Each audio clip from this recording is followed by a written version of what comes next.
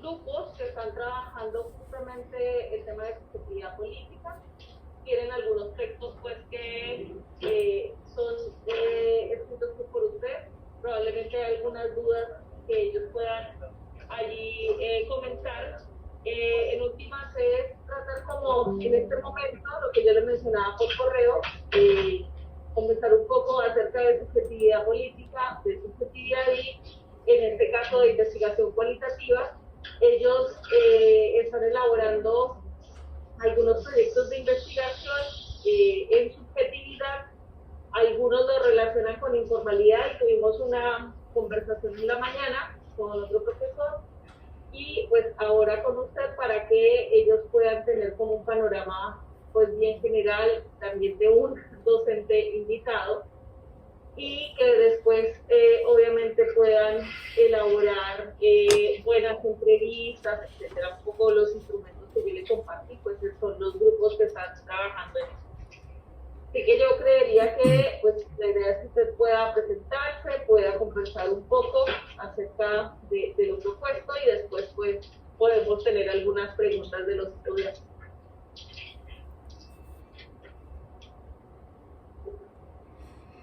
Muchas gracias, Ana María, por esta invitación.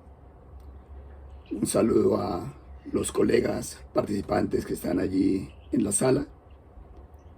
Siempre es muy grato poder llegar a intercambiar ideas como las que en el día de hoy nos convocan con colegas que están en este proceso de formación, porque siempre los jóvenes son más agudos que nosotros los adultos y siempre ven cosas que a nosotros se nos escapan, de tal forma que eso permitirá que podamos llegar en el día de hoy a realizar un intercambio de ideas que espero sean de beneficio para ustedes, puesto que si no fuera así, pues no sería pertinente conversar y no habría un aprendizaje significativo.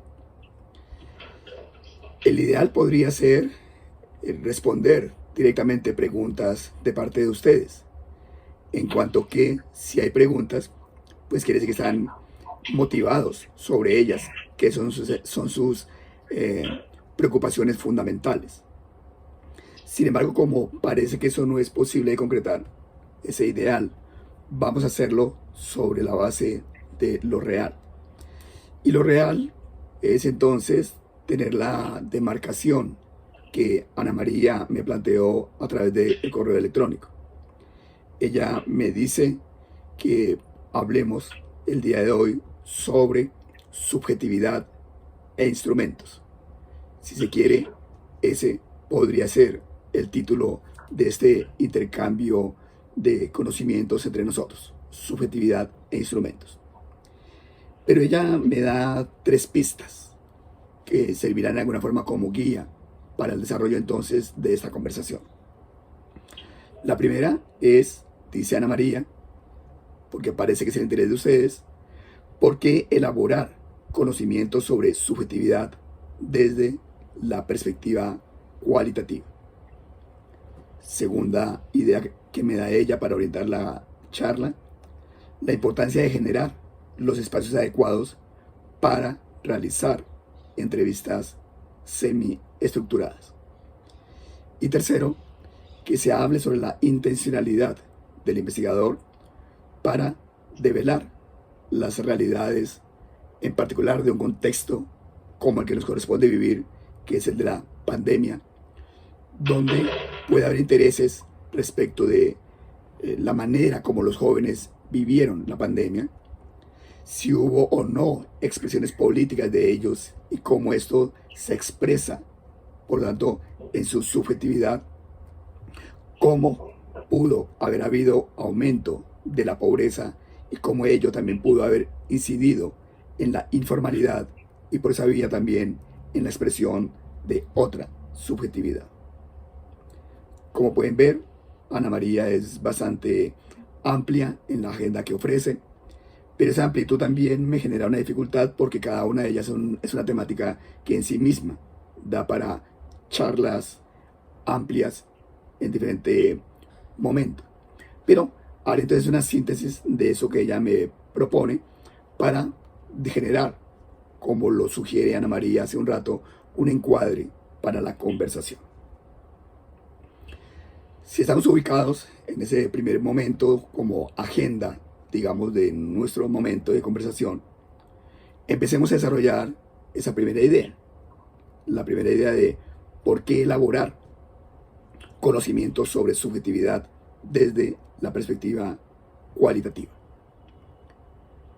Hay una frase del filósofo español Fernando Savater que dice: como no soy objeto, no soy objetivo. Como soy sujeto, soy subjetivo. Casi que allí está dada la respuesta en síntesis a ese primer elemento de conversación.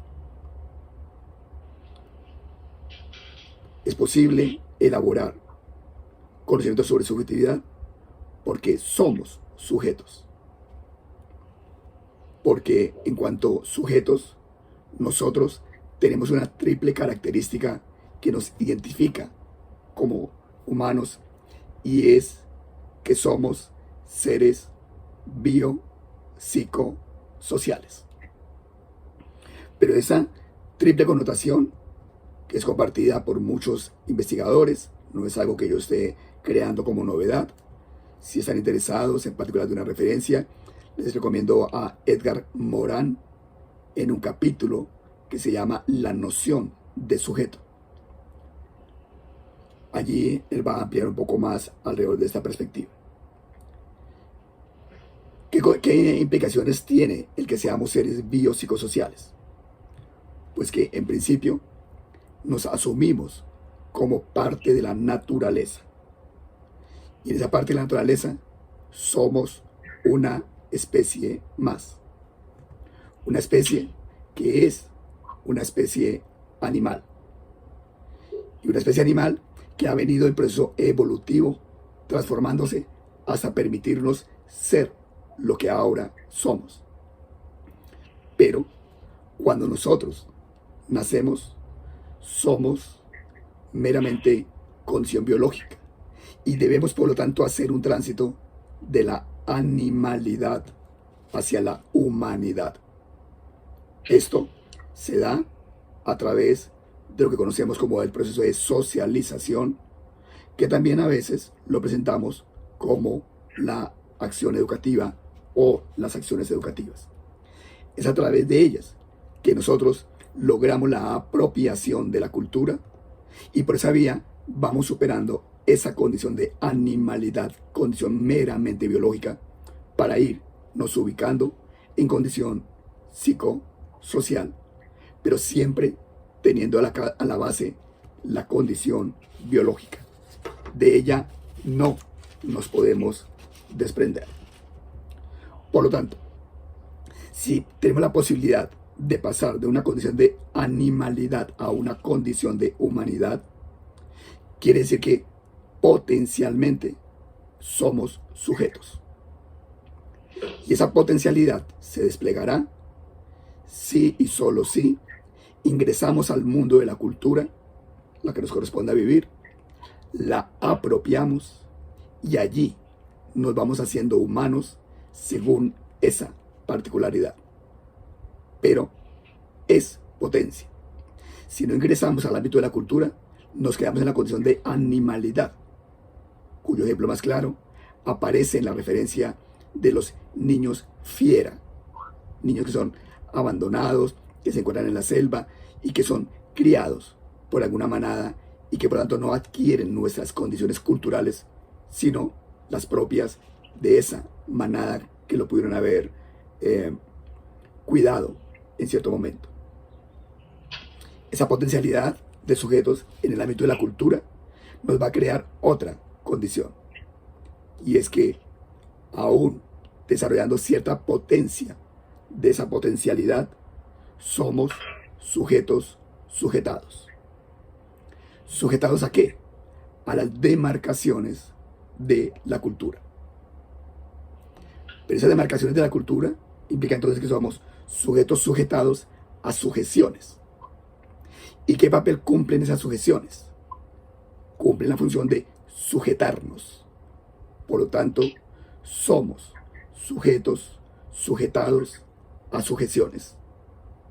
Y sujeciones que nos van a sujetar a los parámetros establecidos dentro de un sistema social. Si eso es así, hay por lo tanto la posibilidad, porque siempre somos seres de posibilidad, sobre la base de esa potencia, de pensar. Y además de pensar, de pensarnos.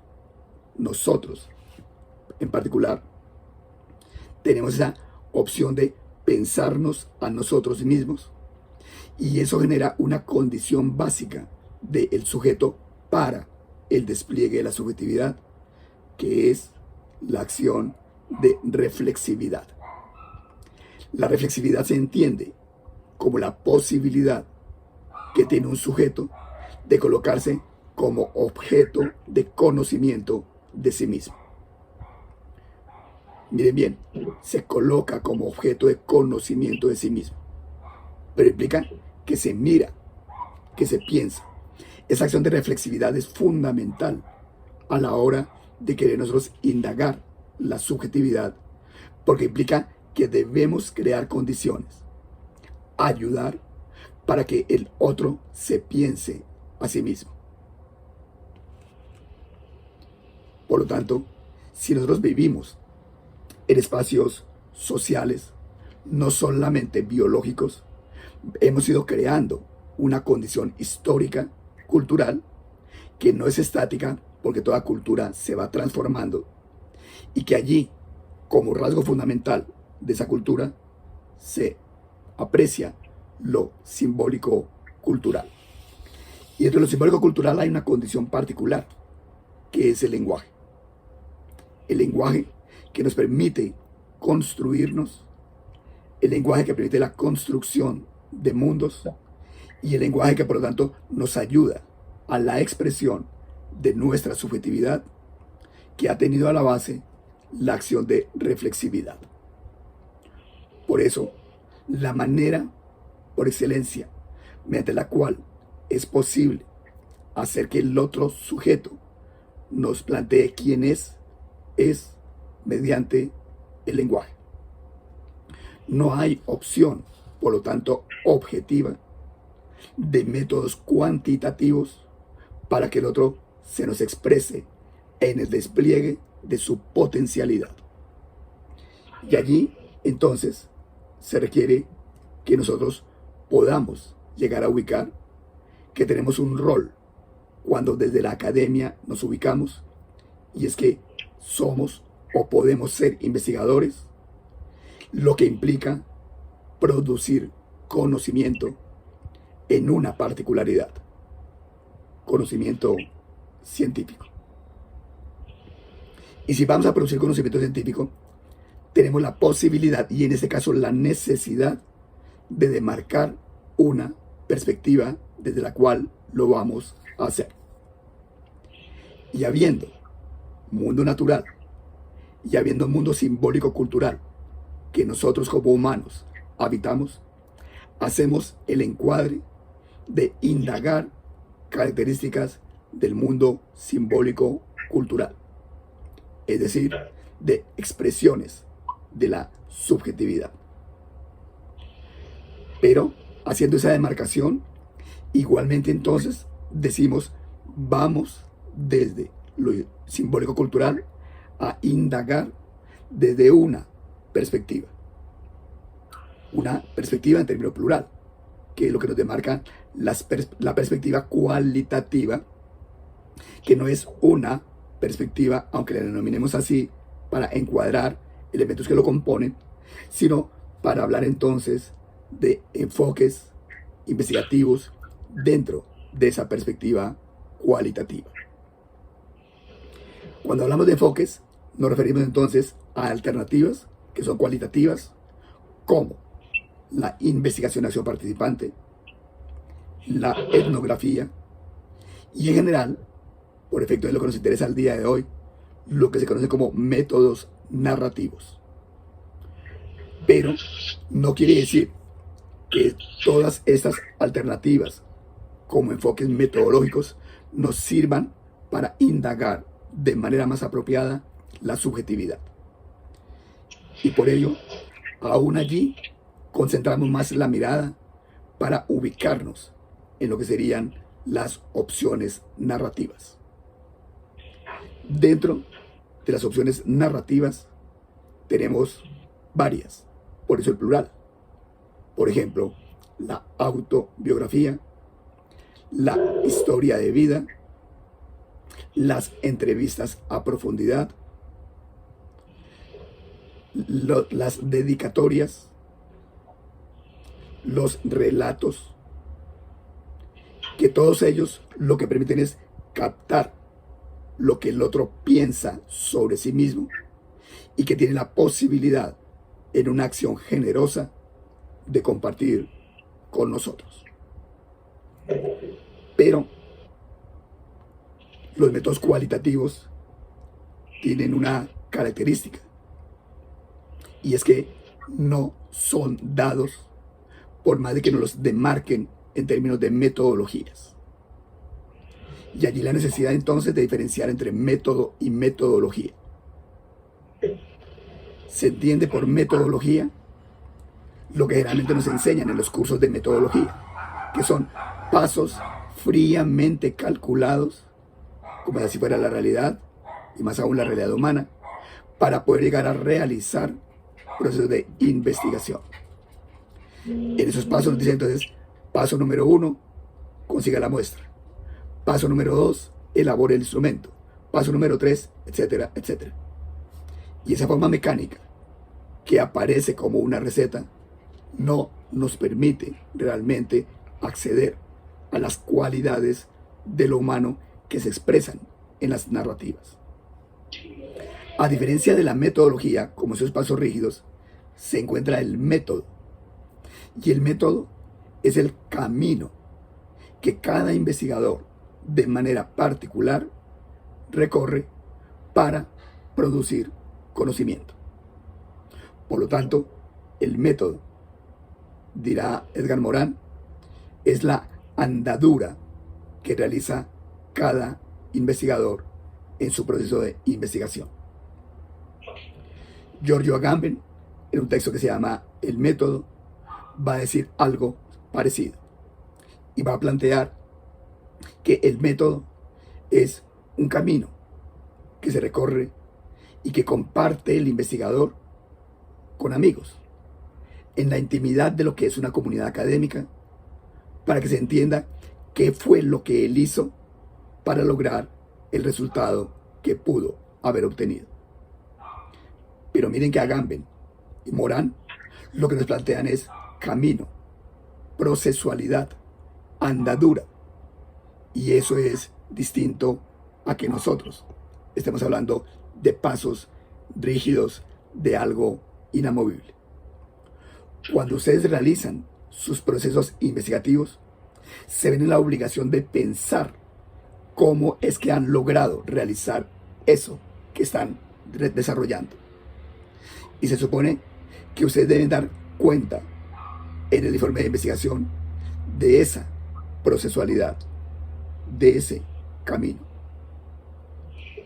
El método, por lo tanto, va a permitirles a cada uno de ustedes decirle al otro, como comunidad académica, qué hicieron, cómo lo hicieron, para qué lo hicieron, qué resultados obtuvieron. Pero cada uno en su particularidad. La particularidad, por ejemplo, que van a plantear Harley, Cassandra e Israel con su proyecto sobre subjetividad política femenina, la nueva modalidad de la maternidad en la pandemia. Tendrán que decir qué fue lo que hicieron, cómo elaboraron, por ejemplo, ese instrumento de 7 preguntas que tienen allí formuladas, cómo le dieron consistencia o validez interna a ese instrumento. O bien podríamos hablar de que en el método tendrán que dar cuenta de su proceso Michelle Hidalgo, Felipe Fierro, Yailen Calderón, Pamela Saldías, para decir por qué formulan una pregunta en términos de investigación como aquella en la que dicen, en términos de pregunta, cómo se manifiesta la subjetividad política en jóvenes de 14 a 18 años en la ciudad de Puerto Montt durante la pandemia del año 2020. Tendrá que responder en la andadura entonces, 1, ¿cuál es el tema general? Que aquí no aparece. 2, ¿cuáles son los objetivos generales específicos que se han propuesto? 3, ¿por qué esa demarcación de tiempo que colocan allí en términos de la pandemia? 4, ¿por qué ese grupo en particular que asumen de jóvenes de 14 a 18 años? Y tendrá que plantear cómo acceden a este grupo, cómo aplican esta encuesta o este cuestionario que ellos tienen allí, o esta guía de entrevista que tienen allí igualmente de 7 preguntas. Pero igual tendrían que hacerlo, porque miren que son temas distintos. Tendrían que hacerlo Vivian Anguita, Laura Carrasco, Carla Infante, con lo que denomina por el momento, y deduzco yo, es el título de su proyecto, como Subjetividad Política Juvenil en Pandemia. ¿Qué lo diferencia del proyecto anterior? ¿Por qué no 7 preguntas como en el anterior o los 2 anteriores, sino 11 preguntas? ¿Qué pretensiones tienen con ello? Igual, ¿cómo elaboraron este cuestionario? ¿Cuáles son los referentes teóricos de referencia? ¿Cómo han logrado que este instrumento tenga consistencia interna para poder llegar a tener entonces lo que pretenden ofrecer? Este método, que es la andadura de cada cual, tiene que verse concretado en pasos específicos.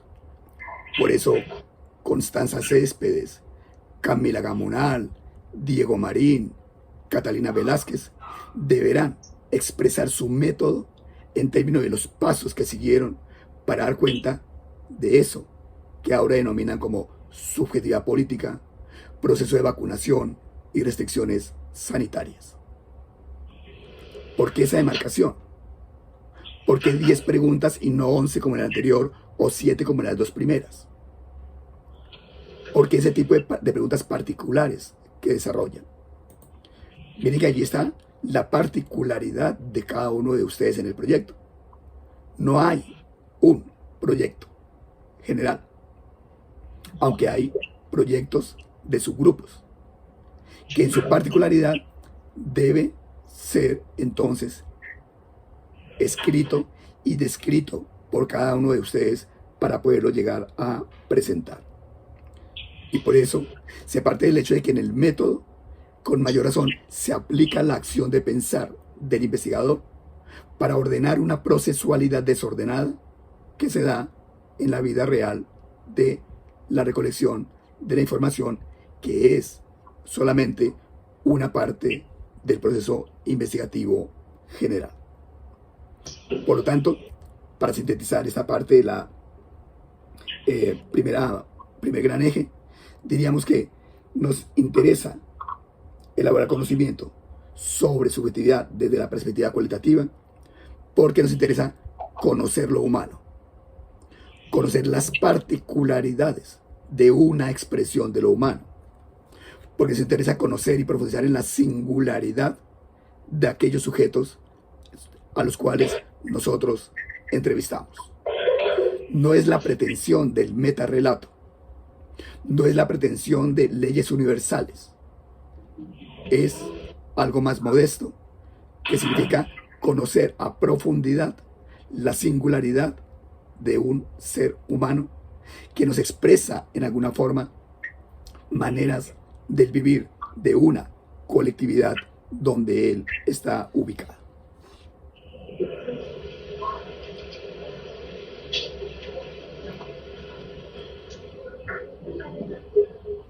La segunda idea orientadora que hemos planteado es conversar sobre la importancia de generar espacios adecuados para realizar entrevistas semi-estructuradas. Si, como hemos planteado, hay alternativas cualitativas y dentro de ellas, en particular, la posibilidad de que nosotros despleguemos métodos narrativos, una opción puede ser la de la entrevista a profundidad. Entrevista a profundidad que nos permita a nosotros entonces hacer que el otro se ponga en esa condición de pensarse a sí mismo, pero además que tenga la posibilidad de narrarse. Es decir, tenemos que hacer que el otro se enuncie. Es necesario que el otro narre. Es necesario que el otro, en últimas, responda a esa pregunta fundamental sobre el sujeto, y es: ¿quién soy yo? Esa pregunta de quién soy yo lo ubica necesariamente en la primera persona del singular. ¿Quién soy yo? No lo puede responder un tercero. Solo lo puede responder aquel a quien está dirigida la pregunta, en este caso, la pregunta constitutiva del cuestionario que usted o ustedes han elaborado. Por lo tanto, debemos hacer que el otro hable. Pero ustedes saben, porque seguramente han tenido unos semestres previos de formación donde han visto durante la asignatura de entrevista, que es necesario crear condiciones para hablar. Una entrevista es fundamentalmente una conversación. Una conversación que se debe generar en lo posible con el menor nivel de relación de poder posible. Sobre todo de poder de dominación o de distancia entre los interlocutores que haya en esa entrevista. Por lo tanto, en la entrevista, y sobre todo en la entrevista a profundidad, no pretendemos obtener ni producir cosas. Nosotros en la entrevista no intervenimos con objetos. Por ello, la necesidad de crear condiciones para el diálogo. Y allí hay dos elementos fundamentales, que son habilidades o competencias que uno como investigador o como psicólogo va desarrollando. Fíjense bien, desarrollando, que implica procesualidad también, a través de la práctica. Y esas dos características son: uno, la escucha atenta. Tenemos que aprender a escuchar, pero una escucha atenta y auténtica. No solamente engañar al otro haciéndole creer que le estamos escuchando. Por eso, el ideal es que no hagamos uso de la grabadora, o que si hacemos uso de la grabadora sea como un elemento auxiliar de la memoria y auxiliar del elemento de atención con el otro, para estar atentos a qué es lo que él nos dice y poder orientar por esa vía las diferentes preguntas que estemos formulando. Segundo, puede haber una escucha atenta si hay preguntas pertinentes. Y la pregunta debe ser pertinente tanto para nosotros como investigadores, según lo que queremos investigar, como pertinente para aquel que ha aceptado ser parte del proceso investigativo. Esa acción de escucha y de pregunta pertinente implica que tenemos que crear condiciones de familiarización. Uno no habla con extraños, entre otras porque nos han enseñado que con extraños no se habla. No le reciba nada a alguien que usted no conozca. No salga con la primera persona que le invita a salir. Conozca con quién anda. Todo eso se lleva también al plano de la entrevista. ¿Quién es el otro?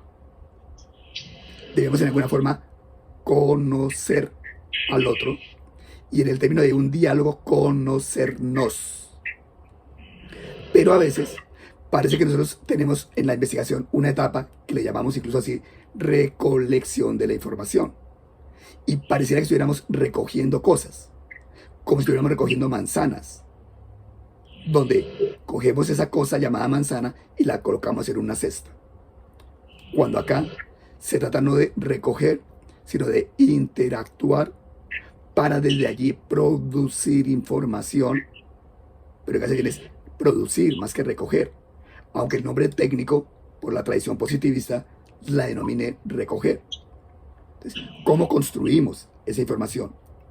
Y allí, una característica de la investigación cualitativa es que nosotros tenemos que abrirnos también al otro en humanidad, en condición de diálogo.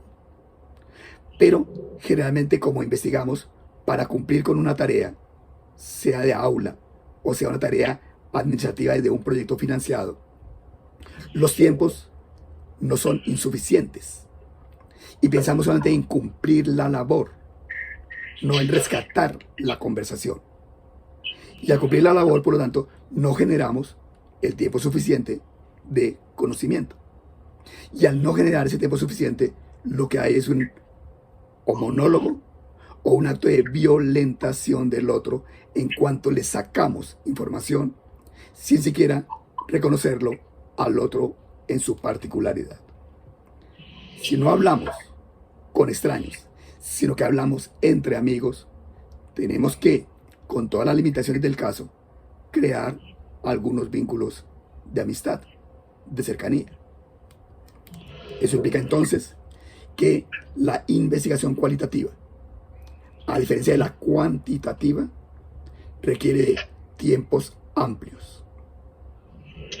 Con eso estoy diciendo que es más fácil y más rápido hacer investigación cuantitativa que investigación cualitativa, si y solo si queremos asumir lo cualitativo con las características que es propia de la interacción entre humanos. Por lo tanto, se requieren tiempos en ese proceso de familiarización. Se requieren tiempos para el desarrollo mismo de la entrevista. Podríamos, por ejemplo, nosotros suponer, en el ejemplo que estábamos trayendo, que Vivian, Laura y Carla tienen un cuestionario de 11 preguntas. Y ellas dicen, esas 11 preguntas las logramos nosotros desarrollar en, un ejemplo, 1 hora.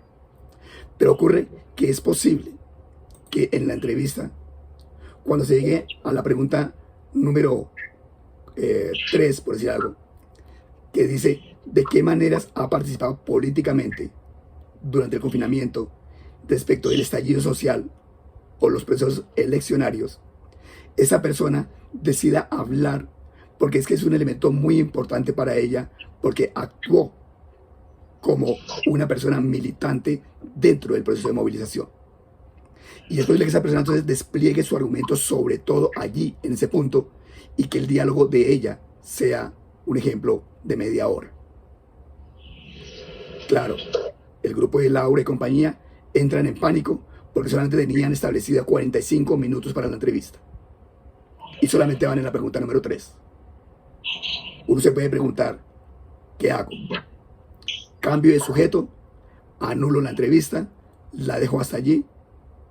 O al contrario, reconozco que forma parte de unos ritmos, de unas maneras de conversar, y que puedo yo entonces, si el tiempo no me lo diera, o la otra persona incluso dijera, no hay más tiempo el día de hoy, programar otro segmento de la entrevista, otro día, para avanzar en otro bloque de preguntas. Y que es posible que ese otro bloque de preguntas nos lleve a otras 2 sesiones adicionales. Pero eso implica flexibilidad.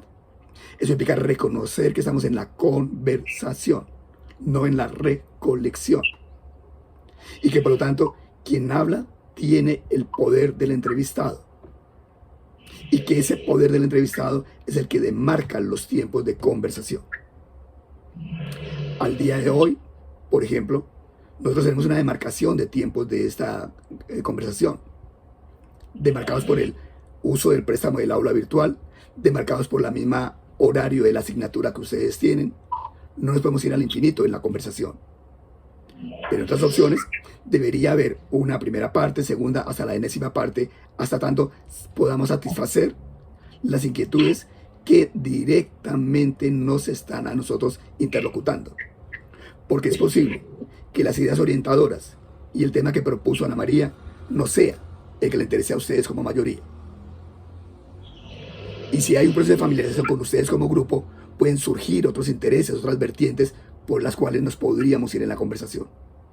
Aún para decir, yo sobre eso no sé.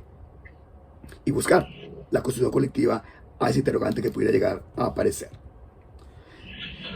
Repito entonces, estamos en la familiarización, que implica conocernos, que implica tener tiempos amplios y que implica manejar y reconocer los ritmos del entrevistador, perdón, del entrevistado, no solamente del entrevistador.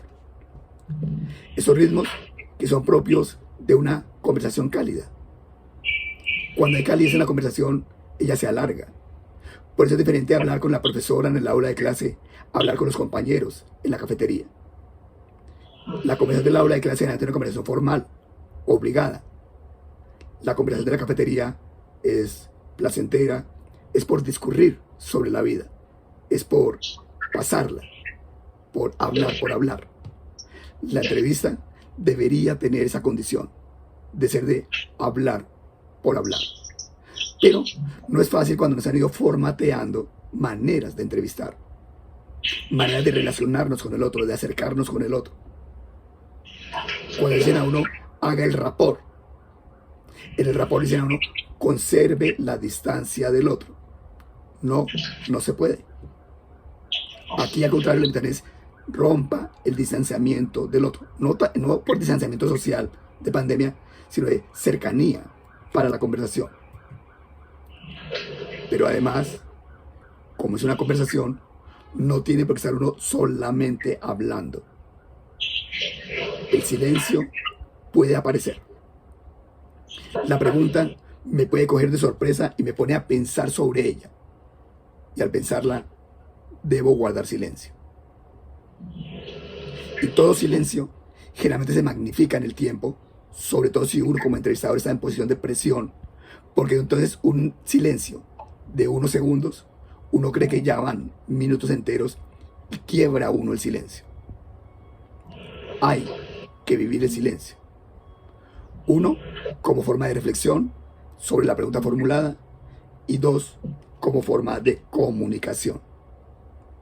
Pero en un mundo ruidoso como el que nos invitan a vivir, el silencio aparece como sospechoso, cuando debería ser una virtud que deberíamos de aprender a manejar, no solamente en la entrevista, en este caso para una investigación, sino en la vida cotidiana. Eso conduce entonces a reconocer que lo que ustedes han ido formulando es una guía de preguntas. Constanza, Camilo, Diego, Catalina no tienen un cuestionario estructurado. Ellos tienen una guía para la conversación.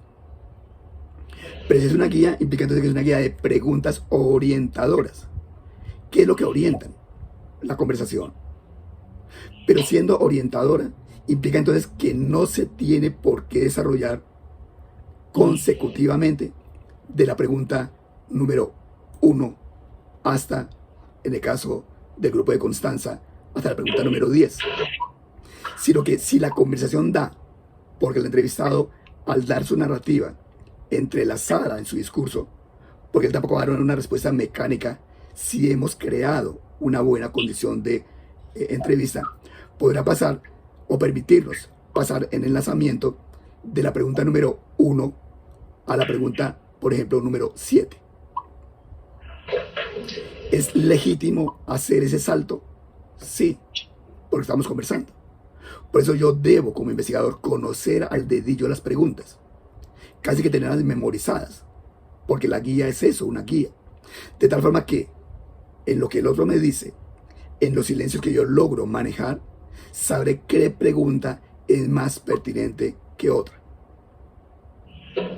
Es como cuando usted hace una entrevista inicial con una persona que le interesa para consolidar una relación de pareja. Usted tiene unas ideas, yo quisiera empezar a hablar sobre eso. Pero la dinámica misma con su pareja hace que las preguntas que usted tenía formuladas, quizá ninguna se lleve a cabo, sino que aparezcan unas nuevas. O que una pregunta inicial que usted tenía como base de esa primera conversación de relación que usted pretende establecer como relación de pareja, le dé para desarrollar 5, 10 preguntas, etc. Porque es conversación. Aquí no hay nada parametrizado. Es orientación, posibilidad. Por eso la escucha atenta. Por eso la posibilidad de la interlocución. La entrevista, cuando se trata de indagar la subjetividad, no es una entrevista con un cuestionario sobre preguntas de conocimiento científico. Nosotros no le preguntamos al otro, para usted, ¿qué es la subjetividad? Y tratamos además de no utilizar términos técnicos, porque el otro no los conoce. En algunos de los cuestionarios, por ejemplo, se dice, ¿cómo expresó usted la subjetividad política en el estallido social? Esa pregunta no es pertinente, porque el otro no sabe qué es subjetividad política. Si usted hace esa pregunta, saca al otro de base. Seguramente el otro le va a preguntar, ¿y qué es eso? No entiendo. Además, la subjetividad, en esa denominación de subjetividad política, es algo que usted analiza, interpreta desde la narrativa natural que el otro le da.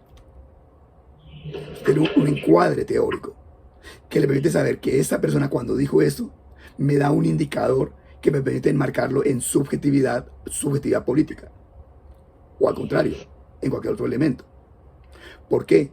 Porque es que la persona entrevistada no nos muestra su subjetividad de forma transparente, sino que nosotros como investigadores construimos esos trazos de subjetividad desde la información narrativa que el otro nos da, el enmarcamiento teórico que nosotros tenemos y la interpretación que hacemos, por lo tanto, de el cruce de esos dos elementos. Es, por lo tanto, una conversación, como ya hemos planteado. Implica, por lo tanto, lo anterior, que nosotros debemos, cuando ya sentimos que se ha cerrado la entrevista, hacer la transcripción de esa entrevista. Una transcripción que a los investigadores nos obliga a volver sobre ella. Ya no para escuchar, sino para leer. Y al leer lo transcrito, tratar de comprender, hágase bien, comprender qué es lo que el otro dijo o quiso decir. Después de comprender, pasamos a otro nivel, que es el nivel de interpretar. Tenemos que interpretar lo que el otro nos dijo y nosotros logramos comprender. Pero lo interpretamos desde una demarcación teórica. Para volver otra vez quizá a otro momento de la entrevista, porque hemos logrado nosotros notar en la interpretación, lo que en general llamamos el análisis, que hay vacíos, que hay cosas que no se dijeron, que hay cosas sugeridas. Y entonces deberíamos volver a una entrevista donde profundicemos en aquellos vacíos que sentimos nosotros han quedado. Hasta allí, ideas generales sobre el segundo eje propuesto por Ana María. La tercera idea es que hablemos, voy a ser corto allí porque ya llevamos 43 minutos, que hablemos sobre la intencionalidad del investigador por develar la realidad vivida en la pandemia.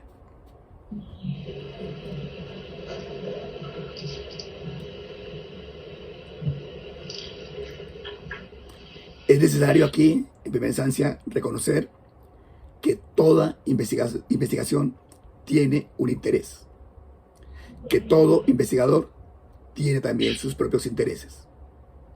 Ustedes podrán realizar esta investigación de la que hemos visto estos cuestionarios por el interés de pasar la asignatura, por el interés de quedar bien ante la profesora, por el interés de la obligación que tienen dado la característica democrática o autoritaria de la profesora.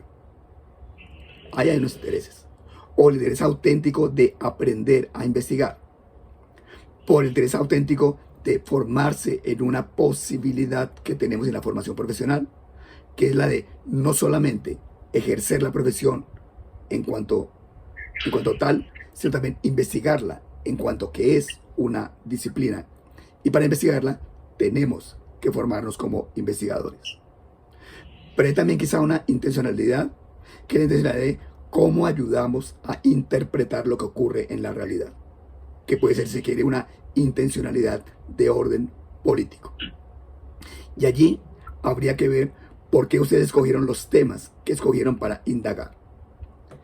Es posible que hayan escogido el tema del grupo, por ejemplo, de Michel y compañía, sobre cómo se manifiesta la subjetividad política en jóvenes de 14 a 18 años, porque, posibilidad, primero, realmente les interesa el tema de la subjetividad en una de sus expresiones, la subjetividad política.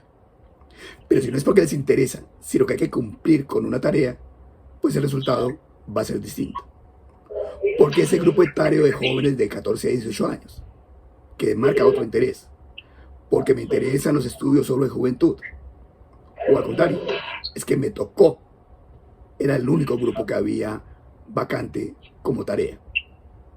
Por tanto, intencionalidad académica, que se desdobla en intencionalidad solamente de asignatura como requisito, intencionalidad política, para saber por qué están ocurriendo las cosas que están ocurriendo ahora, o intencionalidad desde el conocimiento para ayudar a enriquecer una tradición académica que estemos ayudando a desarrollar.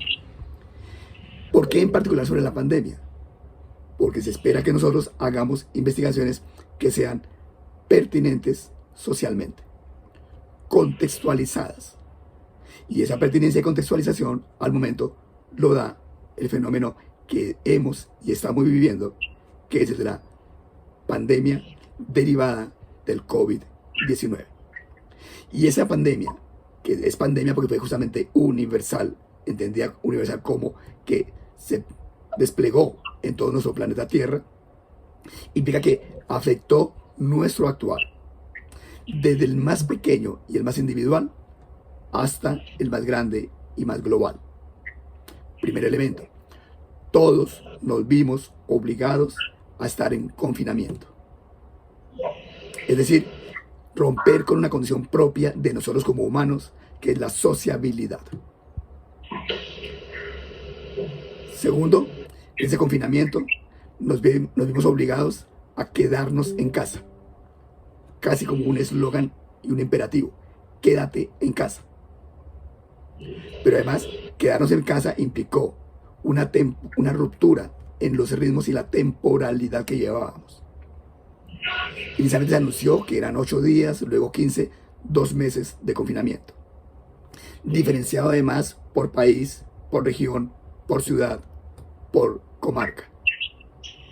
Pero además eso llevó a que dejáramos de vernos con una característica que es propia de nosotros como humanos, y es el vernos al rostro, reconocernos en la gestualidad. Y entonces, ¿quién está detrás de la máscara? La máscara que era símbolo de vándalos, de ladrones de banco, y que ahora se vuelve normalidad. Y mire el mismo término de cómo construimos la normalidad o la anormalidad. Ahora es anormal estar sin mascarilla, como está la profesora Ana María. Es anormal. Lo normal es estar como está la mayoría. Y miren el peso del poder social. El poder obliga a ponerse la mascarilla. Sí que se la haya obligado, porque yo no le dije a ella, póngase la mascarilla. Miren todo lo que vamos construyendo allí. ¿Qué significó que ustedes hubieran estado, digo ustedes como jóvenes, como punto de referencia, no sé cuánto tiempo en sus hogares? Quizá lograron integrarse más con su familia, quizá los conocieron mucho más, quizá estrecharon los lazos afectivos, o todo lo contrario. En cierto momento eso se dio, y ya después de varias semanas empezó el rencor, el odio, el fastidio, y ya no queremos ver a ninguno de nuestra familia. ¿Cómo convivimos? ¿Cómo compartimos? ¿Por qué, aún con el confinamiento social, la gente se movilizó socialmente para reclamar reivindicaciones, para reclamar ser escuchados, para reclamar subsidios, para ser sujetos políticos? Pero ¿cómo se expresó? Ese es el sujeto político. Quizá, posibilidad, a través de las redes sociales, como un primer momento potencializador. Pero luego el reconocimiento que la red social no era suficiente y hubo necesidad de acudir entonces a la plaza pública, a la calle, como manifestación de la presencia de seres reales y no solamente virtuales. Pero todo eso es posibilidad. Supuesto que ahora ustedes, a través de sus propuestas, quieren indagar. ¿Que es necesario indagar? Sí, porque ahí hay un vacío amplio de información. Somos, porque estamos siendo sujetos distintos, producto de esta pandemia y esta condición de contexto que nos correspondió vivir.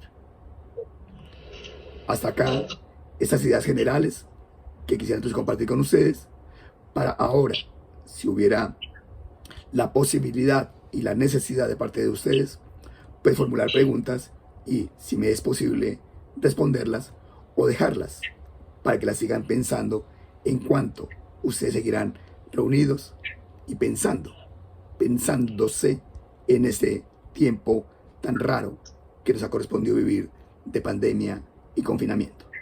Muchas gracias.